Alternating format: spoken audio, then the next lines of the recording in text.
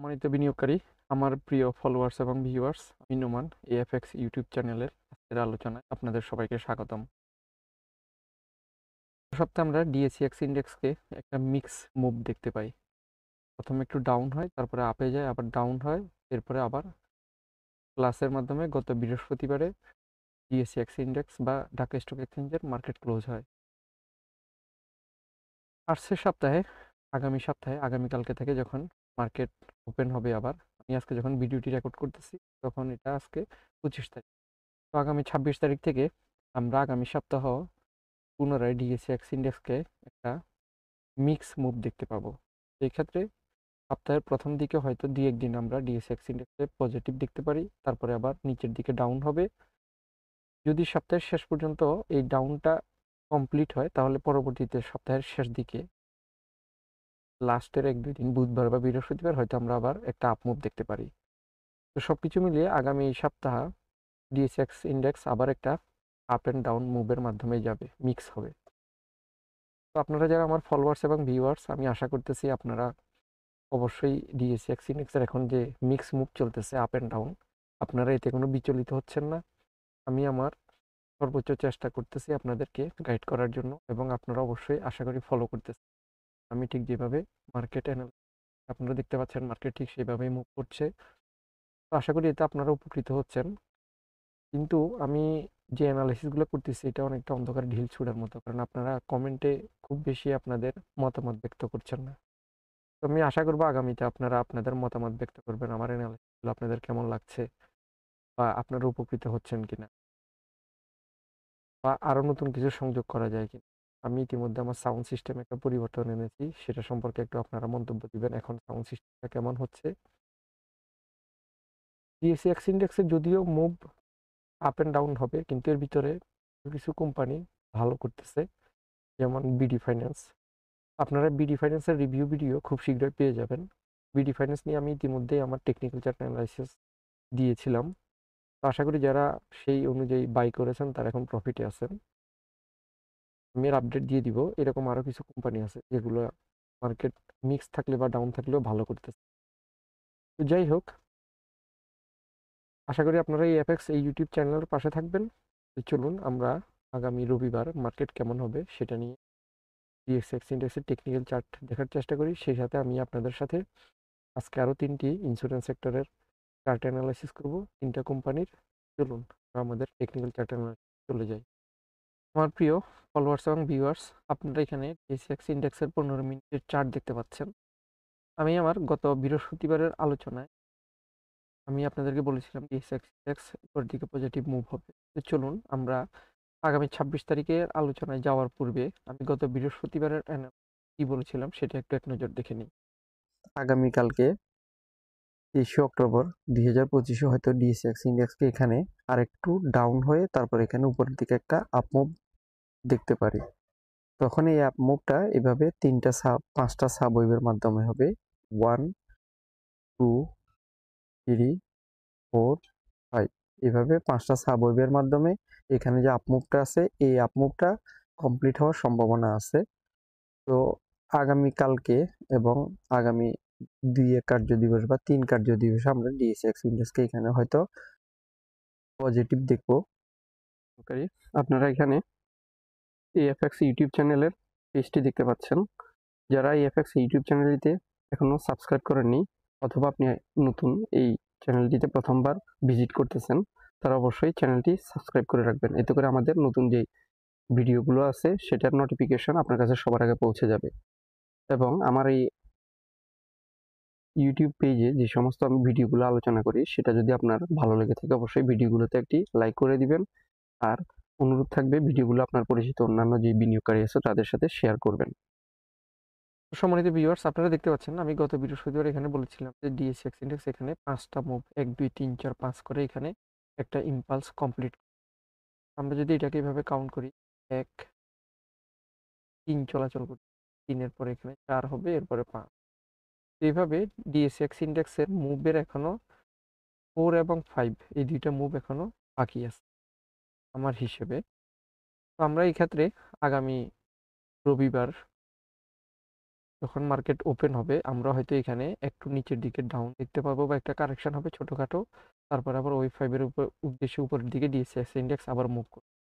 এই ক্ষেত্রে এখানে আপনারা যে রেসিস্ট্যান্স লেভেল দেখতে পাচ্ছেন 5158, এই রেসিস্ট্যান্স লেভেলটা যদি ব্রেক করে ওয়েভ 4টা শেষ হওয়ার পরে যখন ওয়েভ 5-এ, তখন পরবর্তী টার্গেট হবে 5212। 5158 এটা যদি ব্রেক করে 5212 বা এর আশেপাশে এখানে আরও একটা মুভ হওয়ার সম্ভাবনা আছে ডিএসি। যখন এখানে এই মুভটা শেষ হবে আমরা আগামী রবিবার হয়তো এখানে একটু নেগেটিভ দেখব, তারপরে আবার এখানে একটা উপরের দিকে মুভ দেখতে পাবো। রবিবারে ডিএসএক্স ইন্ডেক্সের মুভটা কেমন হয়, এরপরে আমরা সোমবারের মুভটা কেমন হবে তখন সেটা বুঝতে পারবো। আপাতত আগামী রবিবার ডিএসএক্স ইন্ডেক্স এখানে একটা ছোটখাটো মুভ দিবে নিচের দিকে হয়তোবা, তারপর এখান থেকে আবার উপরের দিকে একটা মুভ দেওয়ার সম্ভাবনা এখানে।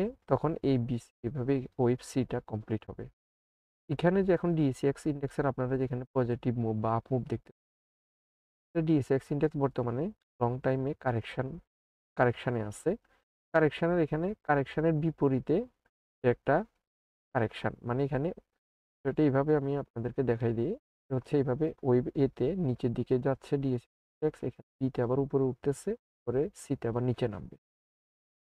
বর্তমানে ডিএসএক্স ইন্ডেক্সের মুভটা এইভাবে হচ্ছে। তো এখন আমরা এখানে ওয়েভ এটা এই জায়গাতে আপনারা দেখতে পাচ্ছেন গত 20 অক্টোবর এখানে যে লো হয় 2026, এখানে যে লো হয় এটা হচ্ছে এখানে ওয়েভ এর মুভ। এরপরে এখন ওয়েভ বিতে উপরের দিকে মুভ দিচ্ছে, আপনারা বিটা দেখতে পাচ্ছেন। এখন এই মুভটা কিরকম হবে, এই মুভটা এখানে আপনার এবিসি প্যাটার্নে হতে পারে অথবা ডাব্লিউ এক্স ওয়াই হতে পারে। তো আমি আপাতত এখানে এটাকে এইভাবে ধরতেছি, এখানে ডাব্লিউ এভাবে এক্স হবে তারপরে ওয়াই হবে। এখন ডিএক্সএক্স ইন্ডেক্স যে ওয়েভ বি আছে, ওয়েভ বির এখানে সাব ওয়েভ ডাব্লিউ যেটা এই ডাব্লিউতে মুভ করতেছে, এই ডাব্লিউটা আবার 3টা মুভে হবে। ঠিক আছে, সেটা হচ্ছে এ, এরপরে এখানে বি, তারপরে সি। আমরা এখন এখানে যে সিটা আছে এই যে সি, এই সি মুভে আছি। তো যখন এখানে সি মুভটা শেষ হবে তখন এখানে ওয়েভ ডাব্লিউ কমপ্লিট হওয়ার সম্ভাবনা খুব বেশি। তারপরে ওয়েভ এক্স এর উদ্দেশ্যে ডিএসএক্স ইন্ডেক্স আবার নিচের দিকে একটা ডাউন হবে।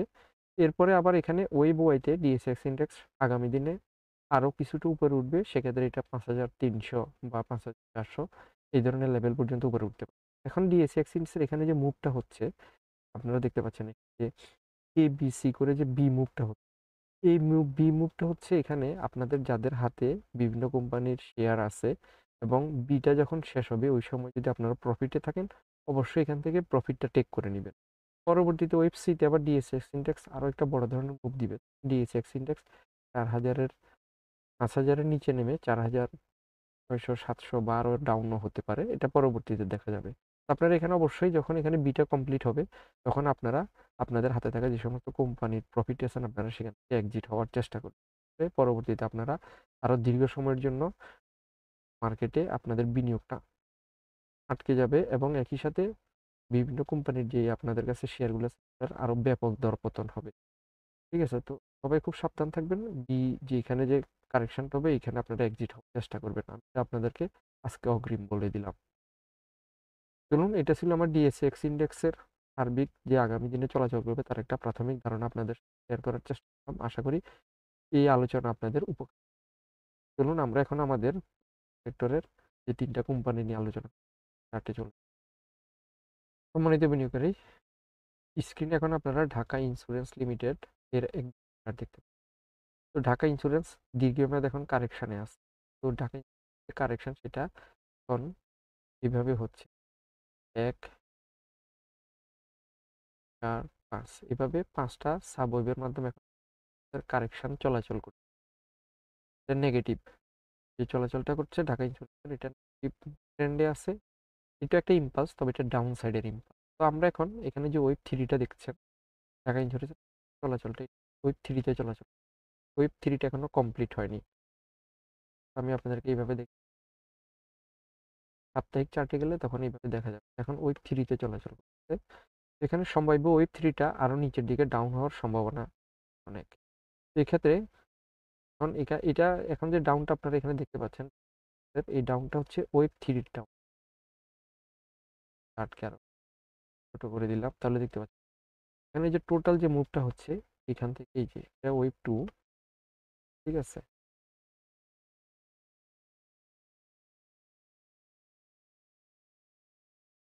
শেষ হওয়ার পরে এখন ঢাকা ইন্স্যুরেন্স এখানে ওয়েব 3 তে চলাচল করবে।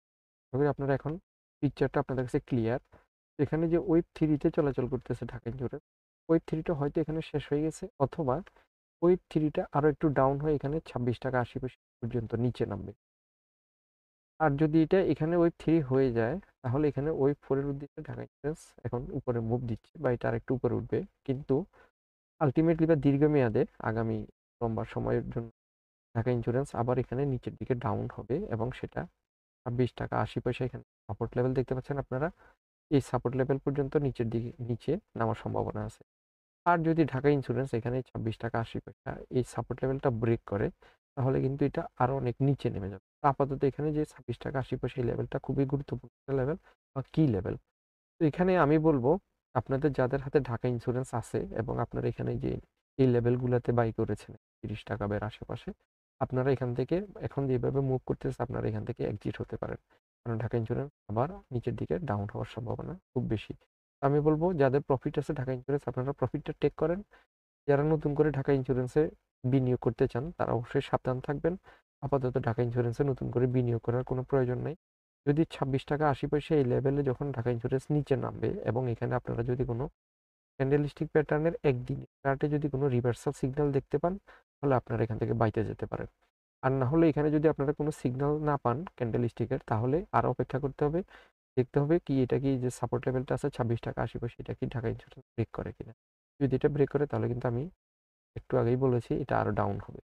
তো এটা ছিল ঢাকা ইন্স্যুরেন্সের আমার সার্বিক টেকনিক্যাল চার্ট অ্যানালাইসিস। আগামী দিনে আমরা যেই ধরনের আগামী দিন আমরা যেই ধরনের মুভ দেখতে পারি ঢাকা ইন্স্যুরেন্সে। তো আশা করি আমার এই টেকনিক্যাল চার্ট অ্যানালাইসিস ঢাকা ইন্স্যুরেন্সে যারা বিনিয়োগকারী তারা তাদের উপকারে আসবে। চলুন আমি আমার পরবর্তী ইন্স্যুরেন্স সেক্টরের যে কোম্পানিটা আলোচনা করবো সেটা চার্টে চলে। সম্মানিত বিনিয়োগকারী, স্ক্রিনে এখন আপনারা ইস্টার্ন ইন্স্যুরেন্স কোম্পানি লিমিটেডের একদিনের চার্ট দেখতে পাচ্ছেন। দীর্ঘমেয়াদে ইস্টার্ন ইন্স্যুরেন্স কোম্পানির চার্ট খুব একটা ভালো না। আমি এটার চার্টটা ড্র করার চেষ্টা করলাম। এটা চার্টটা মিক্স, খুব ভালো সিগন্যাল দিচ্ছে না। তো আমি ইস্টার্ন ইন্স্যুরেন্স নিয়ে বেশি আশাবাদী না। এই ক্ষেত্রে আমি সম্ভাব্য আপনাদের জন্য আজকে এখন একটা টেকনিক্যাল চার্ট উপস্থাপন করার চেষ্টা করছি। খুব মনোযোগ সহকারে আপনারা দেখেন। এখানে আমরা দেখতে পাই ইস্টার্ন ইন্স্যুরেন্স গত এখানে আমরা দেখতে পাই ইস্টার্ন ইন্স্যুরেন্স গত 29শে মে 2025 এখানে একটা লো করে 35 টাকা 60 পয়সা। এরপর এখান থেকে ইস্টার্ন ইন্স্যুরেন্স একটা উপরের দিকে মুভ দেয়, কিন্তু এই মুভটা আমরা দেখতে পাই এখানে এটা একটা corrective move. A B C করে এখানে ইস্টার্ন ইন্স্যুরেন্স এখানে এ কমপ্লিট করে। এরপরে এটা কমপ্লিট হয় গত 25শে আগস্ট 2025। এরপরে ইস্টার্ন ইন্স্যুরেন্স এখানে আবার নিচের দিকে মুভ দিচ্ছে। এই মুভটাকে আবার এইভাবে যদি কাউন্ট করি এ বি সি এভাবে করে ইস্টার্ন ইন্স্যুরেন্স আগামী দিন এখানে ওই বি কমপ্লিট করবে। তার মানে এখানে ইস্টার্ন ইন্স্যুরেন্স আগামী দিনে 44 টাকা 60 পয়সা অথবা 40 টাকা এই দুইটা সাপোর্ট লেভেল পর্যন্ত ইস্টার্ন ইন্স্যুরেন্স নিচের দিকে ডাউন হওয়ার সম্ভাবনা আছে।